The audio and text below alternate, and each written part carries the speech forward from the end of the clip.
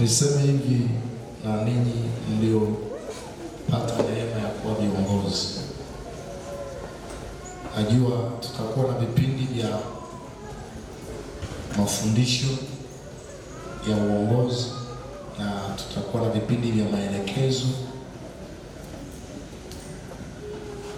kwanza kutambua uongozi kibiblia ni tofauti na uongozi wa sekula. Biblia kiongozi ni mtumishi, lakini tutakuwa na wakati wa kuangalia majukumu yenu. Niwahakikishie kwamba Mungu amewachagua. Nirudia kusema Mungu amewachagua. Sisi sote tulio viongozi leo tulipitia ngazi hizo hizo na tuliwekewa mikono vivyo hivyo. Ilionekana kama tukio dogo na lilionekana kama tukio la kawaida, lakini kwa Mungu ni tukio kubwa sana. Sasa kile kinachotakiwa kwako kiongozi ulioaminiwa na Mungu kwa nafasi hiyo ni kuwa mwaminifu. Kiongozi, jionyeshe sasa kwamba umestahili kwa nafasi hiyo. Ni wewe sasa kufanya wajibu uliopewa ili kujithibitisha kwa wale wanaokusikiliza na kufuata. Paulo anamwambia Timotheo, mtu yeyote asiudharau ujana wako, na anamtaka ajionyeshe, yaani afanye yampasayo kuthibitisha kwamba yeye ni kiongozi. Na kiongozi hukubalika na kuheshimika kwa namna anavyofanya kazi zake. Watu ambao Mungu amekupa kuwasimamia na kuwaongoza, ukitumika kwao kwa bidii, ukalipa gharama ya nafasi yako ya uongozi, watakuheshimu, watakutii. Ipate heshima ya uongozi inayotokana na utendaji. Wewe upatikanaji wako kwenye matukio yote ya kanisa ni wa muhimu sana. Kama wewe ni shemasi, upatikanaji wako kwenye zile ibada za nyumbani ni wa muhimu sana. Upatikanaji wako kwenye ibada kuu za kanisa ni wa muhimu sana. Ushiriki wako kwenye matukio yote ya kanisa ni muhimu sana. Vivyo hivyo mzee wa kanisa. Mungu anahitaji sana upatikanaji kwa kiongozi. Najua ninyi ni watumishi,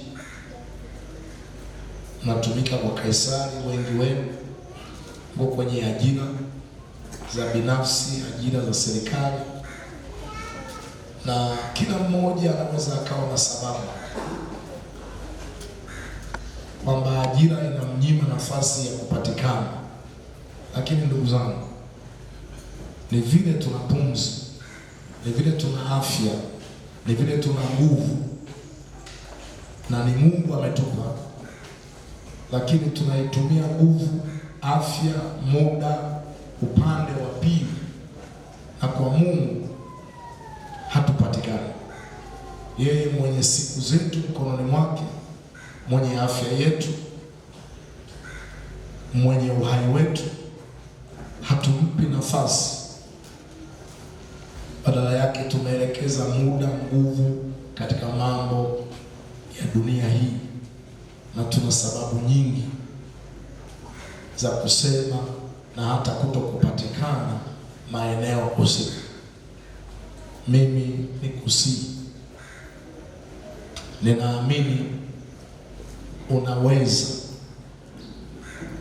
kujiwekea ratiba na bado ukafanya kwa Kaisari ili uweze kupata riziki na kuihudumia familia yako, na bado ukafanya kwa Mungu ili Mungu akupe afya, akupe ubunifu, autunze uhai wako na kazi yako istawi zaidi.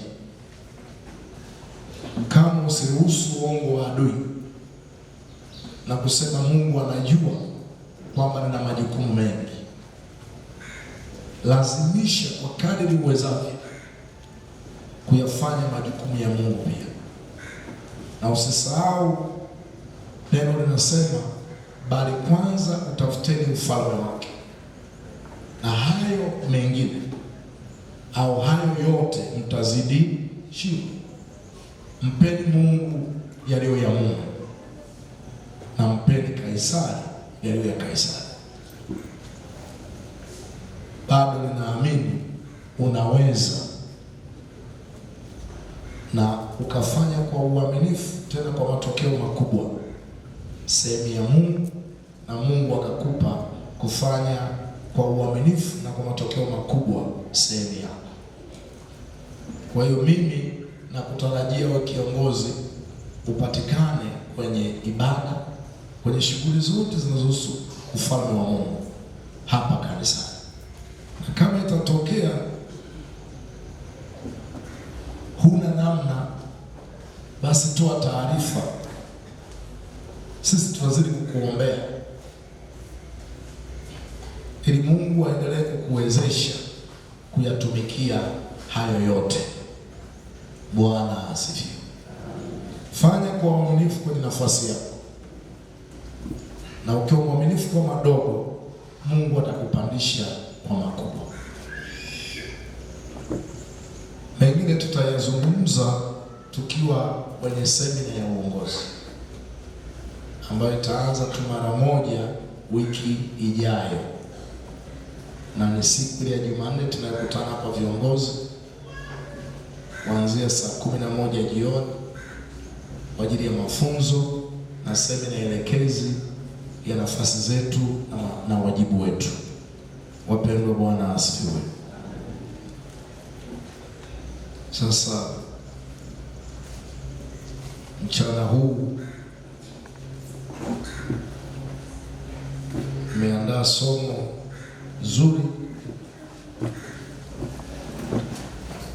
ambalo Roho Mtakatifu amenisukuma nizungumze na wewe.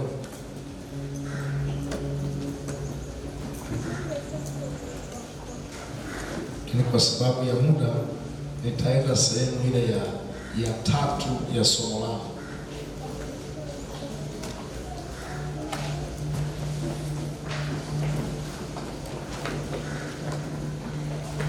Sehemu ya tatu ya somo langu.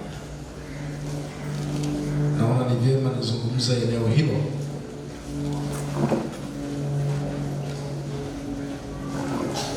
Tuanze na kitabu kile cha Hagai, kitabu cha nabii Hagai sura ya pili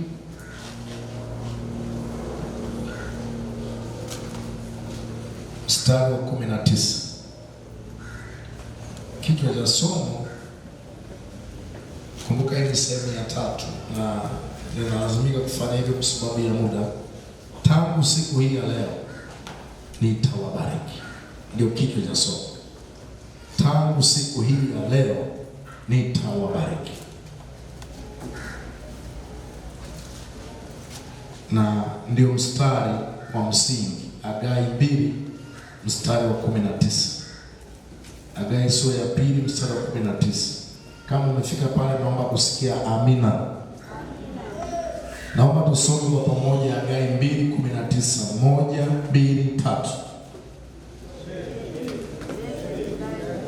Hapa tujaanza pamoja. 1, 2, 3.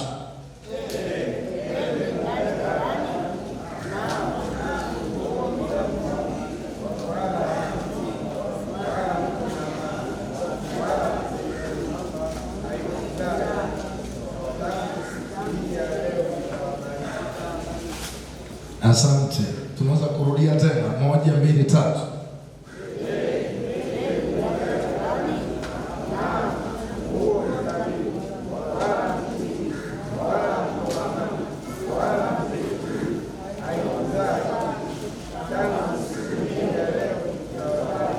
Asante.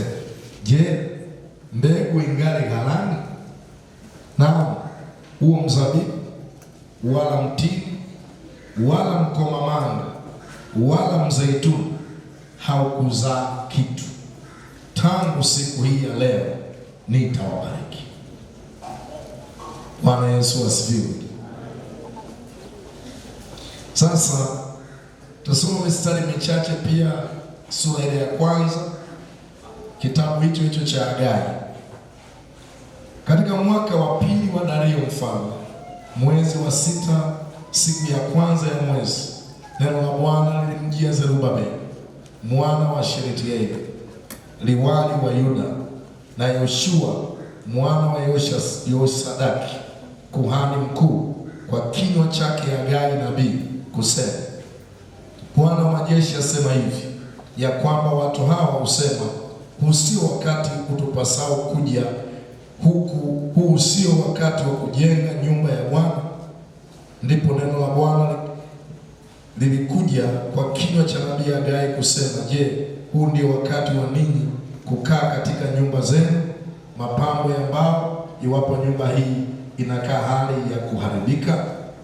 Basi sasa Bwana wa majeshi asema hivi, zitafakarini njia zenu. Mmepanda mbegu nyingi, mkavuna kidogo. Mnakula lakini hamshibi, mnakunywa lakini hamkujazwa na vinywaji. Mnajivika nguo lakini hapana aonaye moto, na yeye apataye mshahara apata mshahara ili kuutia katika mfuko uliotoboka toboka. Bwana wa majeshi asema hivi, zitafakarini njia zenu. Pandeni mlimani, mkalete miti, mkaijenge nyumba, nami nitaifurahia, nami nitatukuzwa, asema Bwana. Mlitazamia vingi, kumbe vikatokea vichache. Tena mlipovileta nyumbani, nikavipeperusha. Na kwa sababu gani? Ni kwa sababu gani, asema Bwana wa majeshi? Ni kwa sababu ya nyumba yangu inayokaa hali ya kuharibika, wakati ambapo ninyi mnakimbilia kila mtu nyumbani kwake. Basi kwa ajili yenu mbingu zimezuiliwa zisitoe umande, na nchi imezuiliwa isitoe matunda yake. Nami nikaita wakati wa joto uje juu ya nchi, na juu ya milima, na juu ya nafaka, na juu ya divai mpya, na juu ya mafuta, na juu ya kila kitu kiotacho nchi, na juu ya wanadamu, na juu ya wanyama, na juu ya kazi zote za mikono. Bwana asifiwe. Sura ya pili mstari wa 8 nisome, fedha ni mali yangu na dhahabu ni mali yangu, asema Bwana wa majeshi. Nirudie kichwa cha somo, tangu siku hii ya leo nitawabariki. Tuseme pamoja, tangu siku hii ya leo nitawabariki. Hii ni sehemu ya 3 ya somo langu, kama ningeanzia mwanzo, lakini kwa sababu ya muda acha nizungumze sehemu hii ya 3. Hagai ni kati ya manabii watatu wa Agano la Kale waliotoa unabii kipindi cha wana wa Israeli wakiwa wamerudi kutoka utumwani. Mwingine ni Zakaria na mwingine ni Malaki. Hawa ni manabii watatu walikuwa wakitoa unabii baada ya wana wa Israeli kurudi kutoka utumwani Babeli. Na tukumbuke kwamba walirudi na moja ya jukumu waliokuwa nalo ni kujenga hekalu lililokuwa limebomolewa na mfalme wa Babeli Nebukadneza. Aliposhindwa na Uamedi na Uajemi, ndipo mfalme wa Uamedi na Uajemi Cyrus akaruhusu wanaweza warudi kwa ajili ya ujenzi wa hekalu. Kazi ile iliwachukua takriban miaka 13 mpaka 16 ya ujenzi wa hekalu, na ufalme wa Uamedi na Uajemi waliendelea kubadilika. Alipotoka Cyrus akaja Dario, alipotoka Dario akaja Artashaza. Sasa huu ulikuwa ni wakati wa mfalme Dario. Walipokuwa wamerudi kujenga hekalu, kukatokea na upinzani. Wale watawala walikuwa wamewekwa kule na mfalme wa Uamedi na Uajemi kutawala sehemu ile ya Israeli, zamani ikiwa Palestina, waliwazuia wana wa Israeli wasiendelee na ujenzi wa hekalu. Kukawa na kusimama kwa kazi kwa miaka. Wakiwa wamesimama, wakaanza kujenga nyumba zao, na wakiwa kwenye ujenzi wa nyumba zao na shughuli zao za kuwapa kipato, hali ikawa si nzuri kwao. Kulingana na maandiko, pamoja na kwamba walikuwa wanapata pesa, lakini pesa zilikuwa zinawekwa kwenye mifuko iliyotoboka. Maana yake hazikuweza kuwafaa. Matumizi yalikuwa makubwa kuliko mapato, na pesa zilitumiwa vibaya.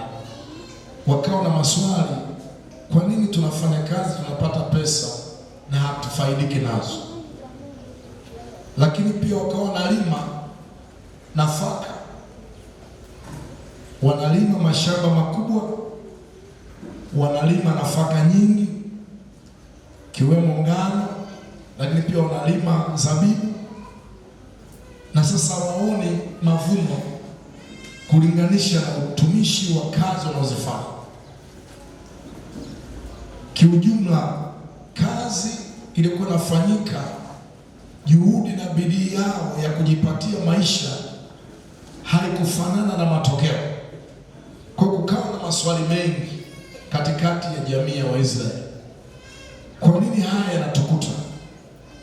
Ni kama tuko kwenye laana, mambo hayaendi jinsi yalivyo. Mungu atusaidie. Wakawa na maswali mengi wanajiuliza. Labda mume na mke wanatafakari nyumbani, labda kiongozi wa mtaa anatafakari, haoni mtaa wake ukiwa na maendeleo. Labda mkuu wa wilaya kama alikuweka wakati huo, labda mkuu wa mkoa, kiongozi wa nchi, wanaona ni kama kuna mkwamo, ni kama kuna kupoteza muda, nguvu inayotumika na matokeo havifanani. Inawezekana umewahi kupita kwenye nyakati kama hizo, wewe kama kiongozi wa familia au wewe kama mtu binafsi, ukilinganisha juhudi yako na nguvu inayotumika na muda haufanani na matokeo. Na mara nyingine unaweza kuwa unapata pesa, lakini hakuna kitu cha maana kinafanyika. Ukikaa chini na kutafakari, unaona umeingiza pesa nyingi, lakini zimefanya nini? Huoni chochote cha maana. Zinaingia kwenye mfuko uliotoboka. Wanakula hawashibi, wanakunywa hawatosheki. Mungu atusaidie.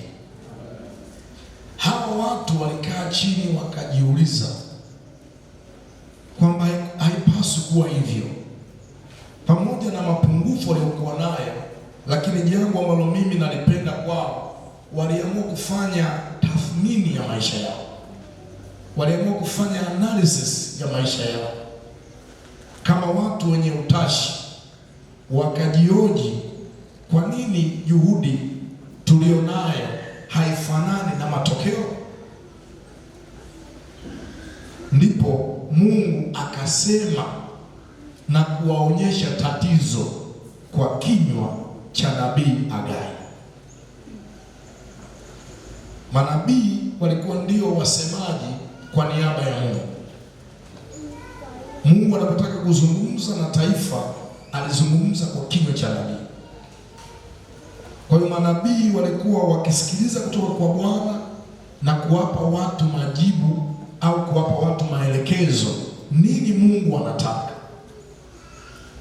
Hapa Hagai anatumiwa na Mungu kuwapa majibu wana wa Israeli, changamoto wanayoipitia, tatizo ni nini. Akawaambia, ni kwa sababu nyumba yangu iko katika hali ya ukiwa. Ninyi mmejenga nyumba zenu, na kila mtu kimbilia nyumbani kwake wakati wa mvua ili ajihifadhi, wakati wa jua anakimbilia nyumbani kwake, lakini nyumba yangu mimi mmeiacha. Walipokuwa wamesimama kwa sababu ya upinzani, walipoacha kujenga hekalu, ndipo Mungu akazuia mbingu isinyeshe mvua. Mungu akafanya mifuko yao iwe imetoroka. Mungu akafanya mizaituni yao isizae. Mungu akafanya ngano isizae.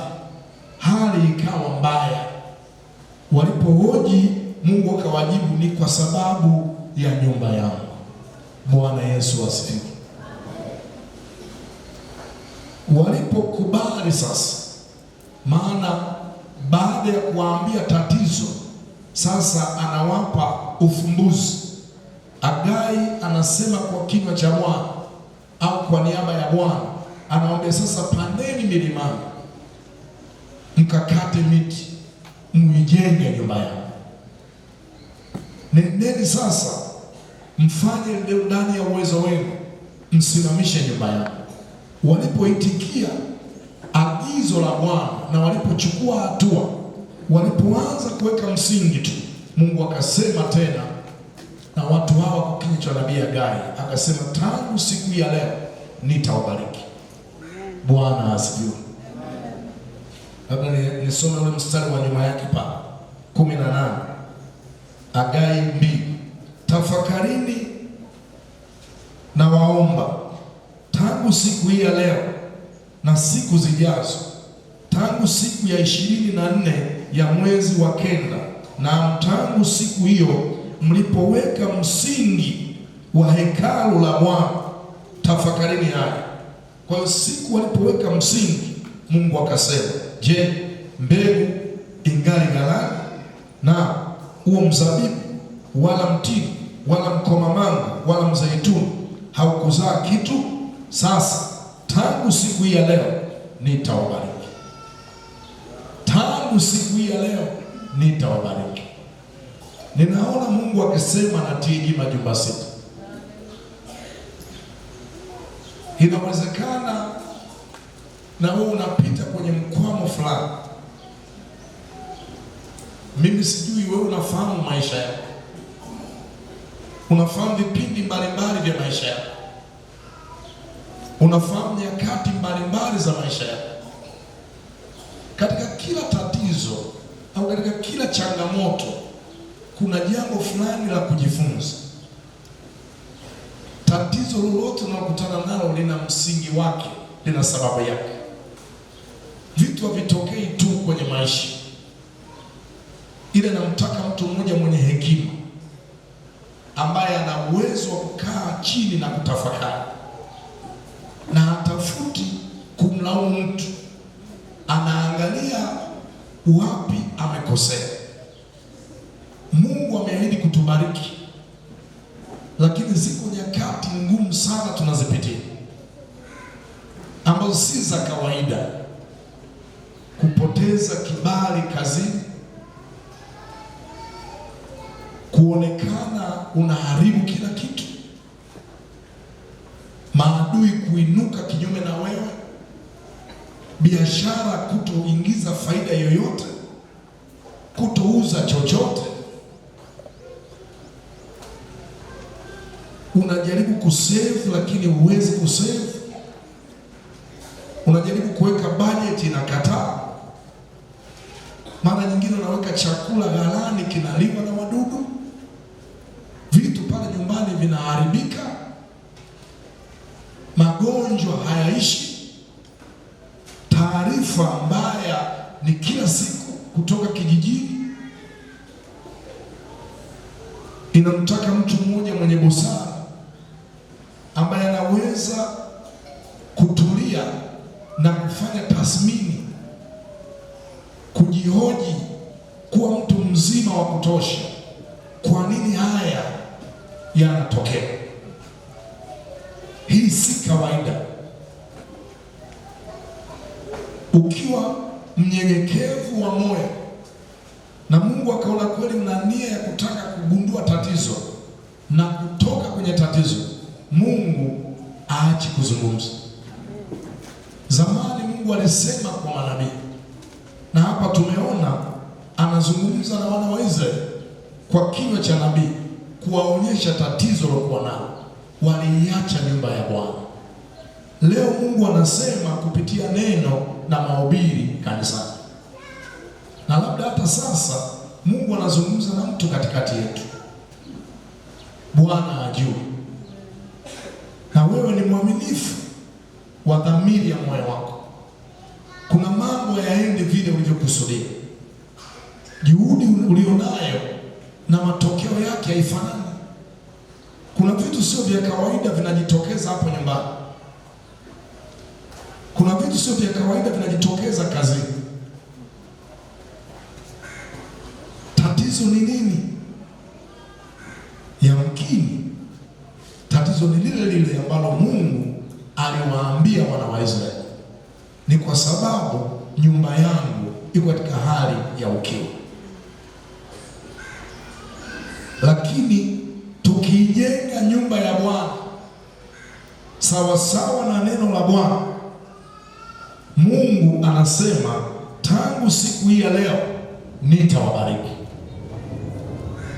Hakuna miongoni mwetu asiyetaka baraka za Bwana.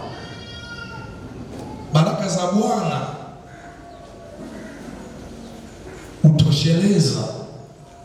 Baraka za Bwana huleta furaha. Baraka za Bwana huleta ukarimu. Baraka za Bwana huleta amani. Baraka za Bwana zinatupeleka kwenye kuishi sawa sawa na ndoto zetu. Mungu anataka tuwe na maisha ya utele, maisha ya utoshelevu. Na kuita kwenye tafakari. Lugha aliyotumia Mungu ni lugha nyepesi. Ukisoma kitabu hiki, neno tafakarini limejitokeza sana. Fikirini, ketini chini, mjiulize tatizo ni nini? Kanisa, Bwana asifiwe. Ziko baraka katika kujenga nyumba ya Bwana. Mungu tubariki kwa maeneo mengi sana maishani. Lakini acha nizungumzie baraka zinazotokana na kujenga nyumba ya Bwana. Hata hapa tulipofika sasa, kuna watu tayari ndani ya kanisa hili wameshaanza kuonja baraka za Bwana. Wapo. Hatujawa tuna nafasi ya kutoa hapa kanisani watu washuhudie. Lakini yamkini huko tuendako tutapata wakati. Ila nashuhudiwa moyoni kwa sababu neno la Mungu limesema hapa tulipofika leo tayari kuna wapendwa wameanza kuzionja baraka za Bwana. Wale ambao tangu tulipoanza kazi hii wamekuwa mstari wa mbele kwa mioyo yao yote, wametoa pesa zao, wametoa sadaka ya hiari ili kazi hii iendelee. na Mungu ni mwaminifu sana. Hakuna sadaka ya hiari utakayoitoa kwa ajili ya ufalme wake asiitambue. Na kwa sababu hiyo, kuna baraka za Bwana tayari ziko ndani ya maisha ya watu mahali hapa. Tangu siku hii ya leo nitawabariki. Bwana asifiwe. Kuna ambao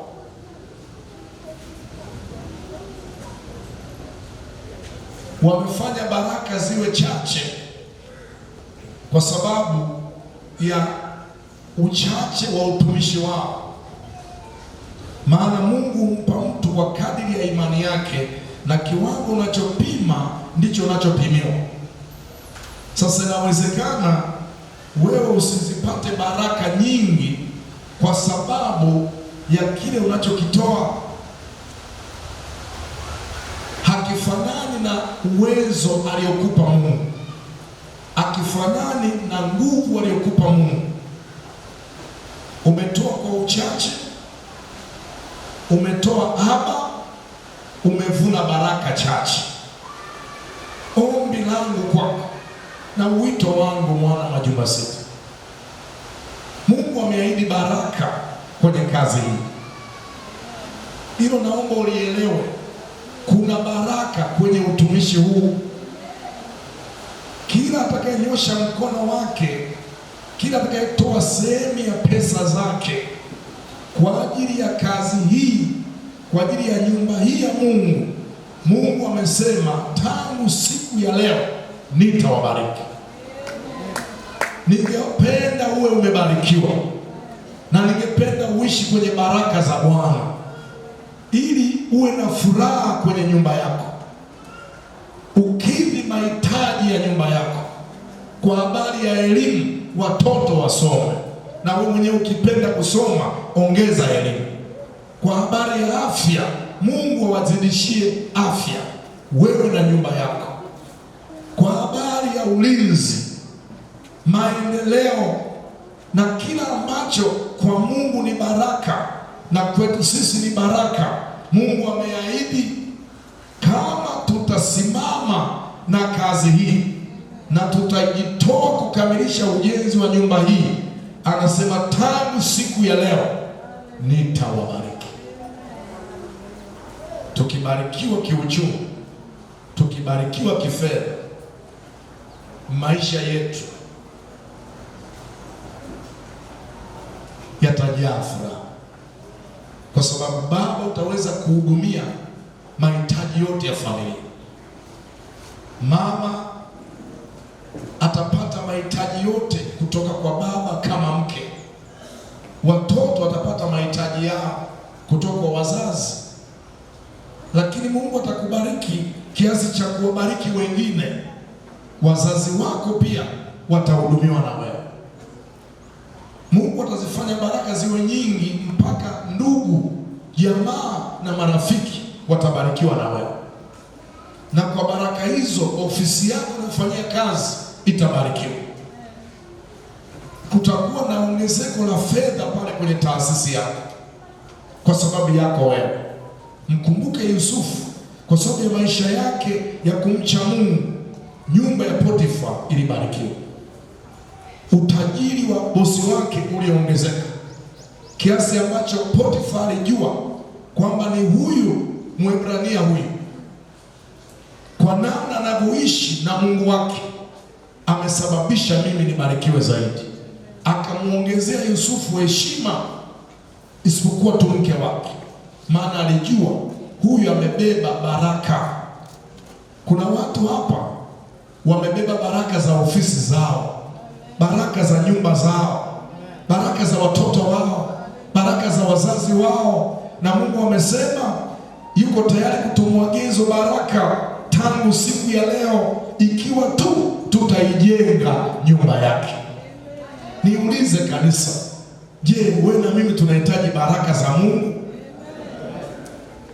Wewe na mimi tunahitaji baraka za Mungu? Baraka ziko hapa kwenye kazi hii ya ujenzi. Huu ujenzi wa madhabahu tuliuzungumzia Jumanne wiki iliyopita kwenye kikao cha viongozi. Nikasema jamani, tuweke madhabahu hapa. Hesabu ya fundi ya awali ilikuwa milioni 2. Lakini mpaka hivi tunavyoongea hii madhabahu imekamilika ni milioni 4. Naomba tujipongeze kwa makofi. Mimi niliahidi 300,000. Sasa jana nikiwa nyumbani nikawa nafuatilia ile group la viongozi, taarifa zinashishwa mle kwamba pesa inatakiwa sana, na sasa fundi anatakiwa alipwe, na mimi sikutaka fundi atudai, alikuwa inahitajika 500,000. Basi nikasema Mungu nipe neema, hii akiba nilionayo 500,000 na itoa yote. Ahadi yangu ilikuwa 300,000, lakini nikaongeza 200,000 nikaitoa. Ndugu zangu, ninaongea kweli, nilipoitoa ile hela haikupita risali moja. Kijana mmoja ambaye niliwahi kuishi naye zamani na kumsaidia, na yuko hapa Dar es Salaam anafanya kazi, hajawahi kunipa hata 10,000. In fact nilimsomesha, lakini nilifurahi tu kuona kwamba anafanya kazi. Na siku moja alikuja hapa kunisalimia Jumapili moja, hajawahi kunipa hata 10,000, na yuko kazini, kasoma mpaka chuo kikuu. Jana akapiga simu baada tu ya kutoa 500,000, yani 300,000 nikaongeza 2, akapiga simu ndani ya saa moja akanisalimia. Nikasema nashukuru. Akasema nimekupigia tu kukusalimia, naomba nikuwekee mafuta ya gari. Nikamwambia nashukuru. Kuangalia simu 200,000 imeingia. Yaani Mungu hakopeshi wala Mungu adaiwi, alirudisha ndani ya saa moja. Unajua, nikasema ningekuwa na milioni kadhaa ningezitoa zote ili nirudishiwe. Hamna kitu cha furaha kama Mungu akikubariki na ukajua ni Mungu anakubariki. Tuache zile njia za kona zile za wasioamini na wasiookoka, wanapata pesa kwa njia za kona.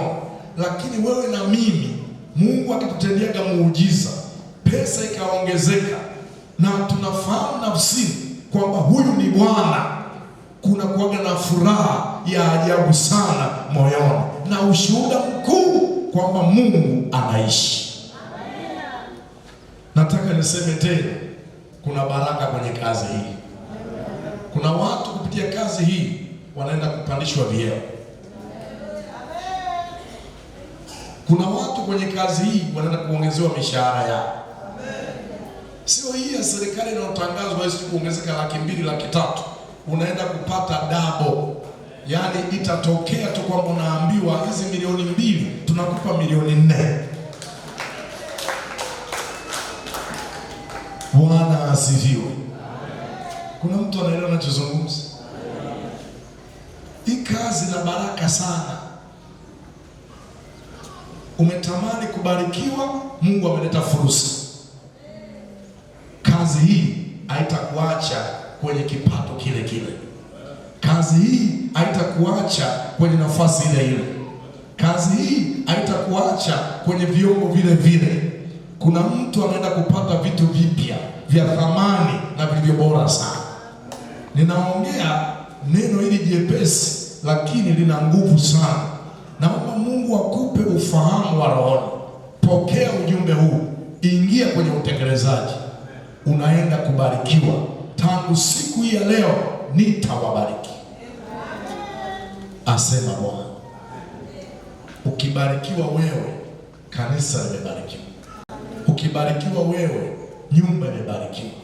Ukibarikiwa wewe, taifa limebarikiwa, kwa sababu utaanzisha miradi ya kimaendeleo, na kupitia miradi ile utaajiri wa Tanzania. Utaanzisha vitu vingi vya kimaendeleo ambavyo kupitia hivyo familia itaongezeka kuwa na uchumi mkubwa. Sisi wa Pentecost, wakati umefika sasa wa kumiliki na kutawala uchumi wa nchi. Lazima tuwe na mabilionea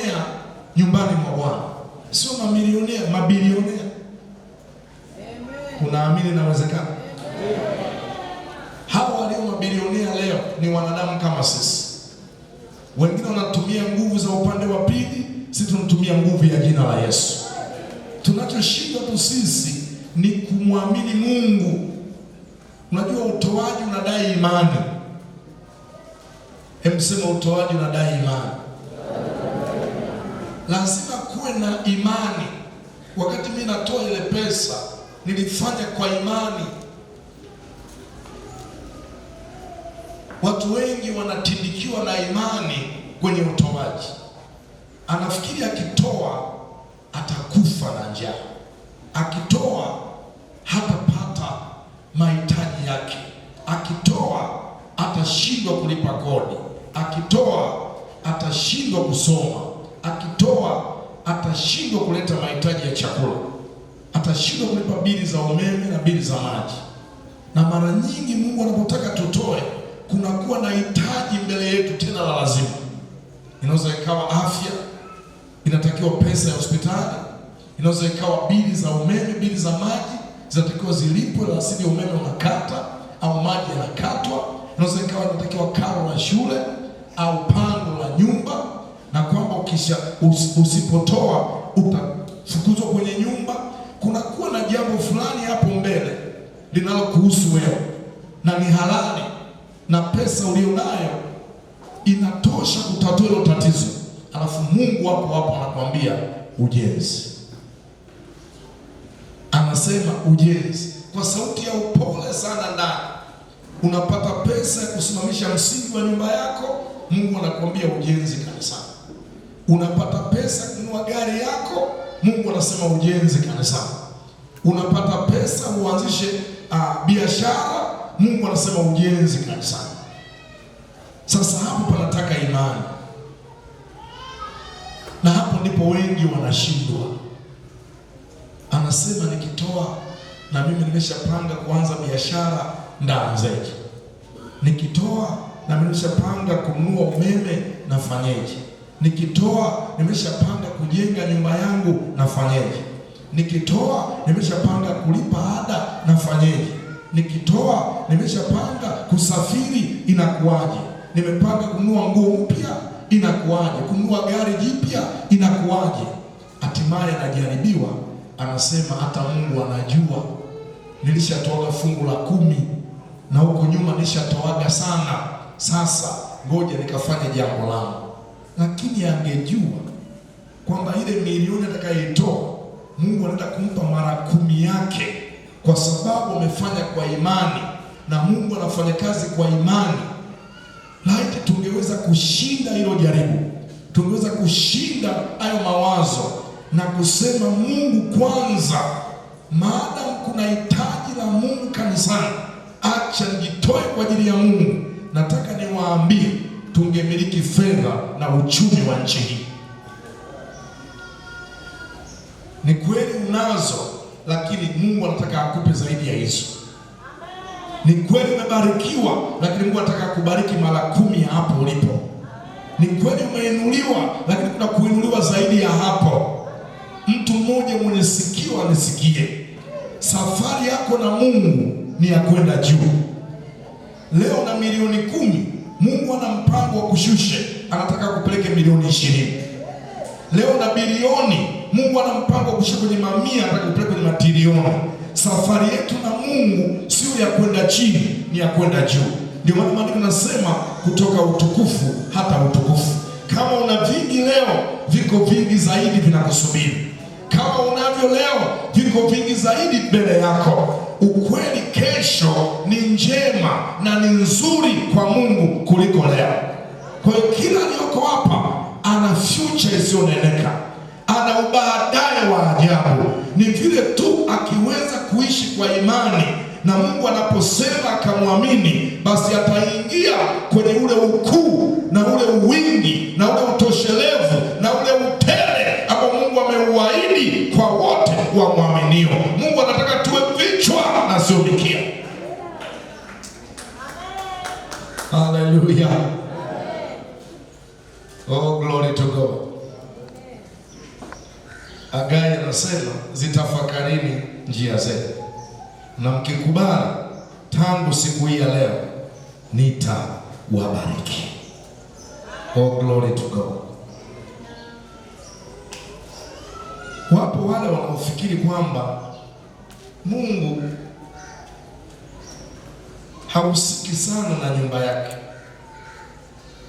lakini ukweli ni kwamba Mungu anahusika na nyumba yake. Kumbuka Bwana Yesu alitembelea hekalu na akakuta watu wakicheza kwenye nyumba ya Mungu, biashara zikifanyika pale, jambo ambalo Yesu hakulifurahia. Injili ya Yohana sura ya 2 na ule mstari wa 17. Injili ya Yohana sura ya 2 mstari wa 17. Wanafunzi wake wakakumbuka ya kuwa imeandikwa, wivu wa nyumba yako utanila. Hapa Yesu alikuwa anaongelea jengo, wala hapo silete tafsiri nyingine ya kiroho. Nimechagua tu mstari mmoja, lakini ukisoma hiyo habari, Yesu alienda hekaluni na akakuta watu wakifanya biashara hekaluni, wakiuza njiwa, wakiuza mbuzi, kondoo na wale wenye kubadilisha pesa. Jambo ambalo lilimsononesha, lilimhuzunisha, akawalaumu kwa kuifanya nyumba ya baba yake kuwa pango la wanyang'anyi.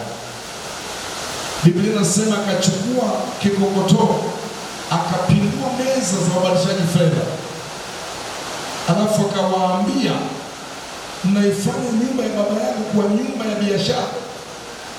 Maandiko yanasema wanafunzi wakakumbuka maandiko yalinenwa kwanza na Daudi, Zaburi ya 69 mstari wa 9, wivu wa nyumba yako utanila. Kwa hiyo alikuwa anaongelea jengo kabisa. Mungu anataka jengo likamilike na liwe jengo lenye utukufu wa Mungu. Kumbe Mungu anaheshimu na anapenda jengo zuri la kuabudia. Kumbe Mungu anajali jengo zuri la kuabudia. Tunapolifanya jengo la kuabudia liwe zuri na likaakisi utukufu wa Mungu, ziko baraka katika kazi hii. Yesu kuonyesha kwamba jengo la kuabudia lina umuhimu na linapaswa kuheshimiwa. Si tu lijengwe kisasa sana, lijengwe kisasa kwa utaalamu wa hali ya juu, lakini litunzwe, liheshimiwe. Jengo la ibada lisiwe mahali pa biashara za ovyo ovyo, lisiwe mahali pa watu kufanya vurugu.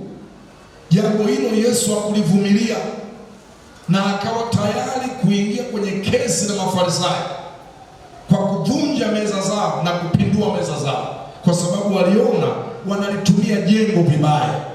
Kama Yesu anaonyesha jengo ni la muhimu na anasema wivu wa nyumba ya Bwana, maana yake anasema na mkutano huu, tukimjengea nyumba hii Bwana ikapendeza, ziko baraka, maana Mungu atatukuzwa, Mungu atasifiwa kwa kazi hii.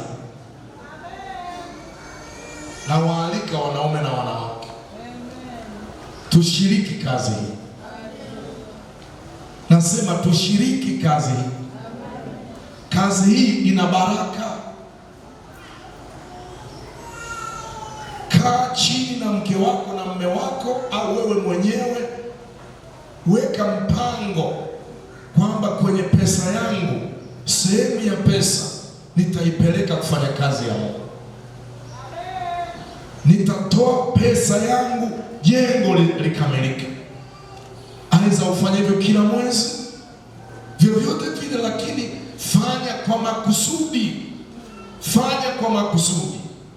Naomba Mungu akupe hiyo akili. Najua unazo, lakini akupe na hiyo pia. Usipuuze, usichukulie kuwa ni jambo la kawaida. Hii ni fursa ya kubarikiwa.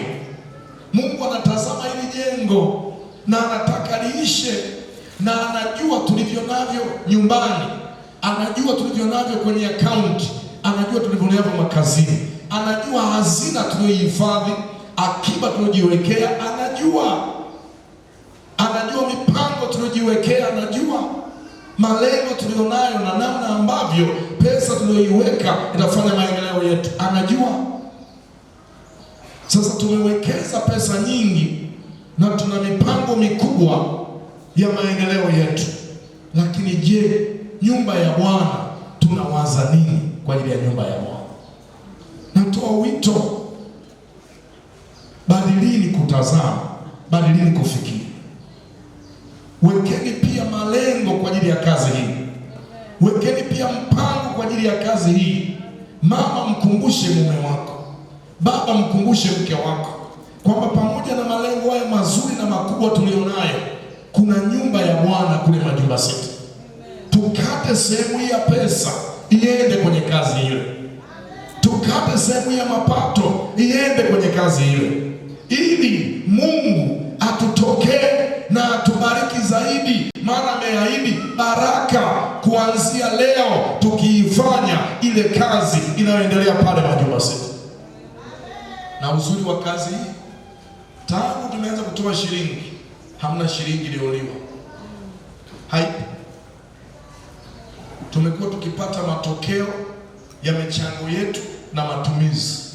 Hakuna hata shilingi 2 iliyonunuliwa socks wala iliyonunuliwa perfume. Pesa yote tuliyoitoa hapa imefanya hii kazi. Na mimi nashukuru kwa ajili ya wasimamizi, wamekuwa makini na waangalifu kuhakikisha kwamba ile pesa ya Mungu kwa kazi hii yote inatumika kwa kazi hii. Hapa ni mahali salama sana kuwekeza. Hapa ni mahali sahihi sana kuwekeza.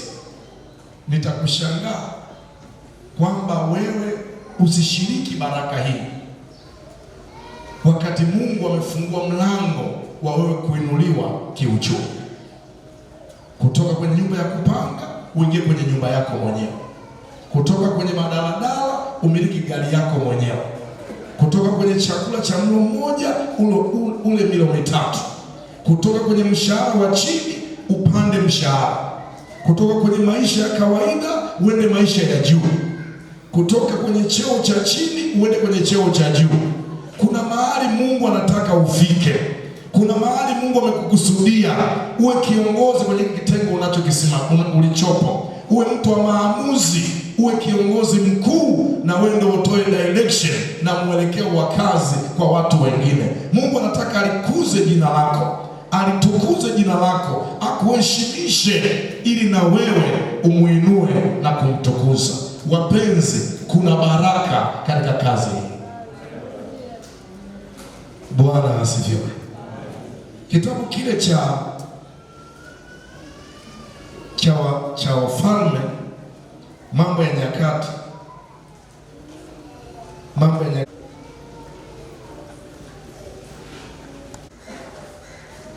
lile wazo alokuwa nalo ili aone lina kibali mbele za Mungu, akamwita nabii Nathan, akamwambia, mimi na wazo, mimi naishi mahali pazuri, lakini nyumba ya Bwana ya kutunza sanduku haiko.